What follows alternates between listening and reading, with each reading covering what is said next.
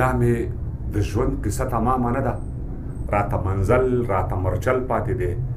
چېرته به خلکو بې وصیته مرمه، د کوم ماښام د کوم دیوال غاړې ته جنګ تجارت او کاروبار جوړ شوی، اوس سرونه خرڅ شول د وړیو په تول ته هم داسې منصفان ناست دي وینه څکي او بیا قیمت لګوي.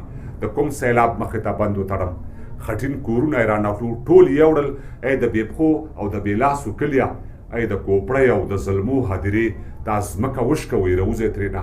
راته پیغور ستا د وینو راکړو، مدهوش د حورو په پالنګ پراته یې. راځم د خپل بې سرنوشته ژوند ته، څه سرویشته ورله پکار ده که نه؟ دا تحول راځي په هر یو ملک کې، زموږ تحول لکها سرونه یوسي. ای ګاونډیانو د الله په خاطر پس موږ پرېږدئ، صلح مه راولئ. علمبردارو د نړۍ په سطحه ډېر مو لوټلي د امن په نوم، یو خوا د صلح امن چغې وهئ، بل خوا وسلې او مهمات را درومي. هلته حقوق د بشریت غواړئ، نو بیا بشر په بشر ولې وژنئ؟ بشر دوستانو قناعت غواړم، څنګه ونه چوم، څنګه اور وانخلم، څنګه ونه چوم، څنګه اور وانخلم.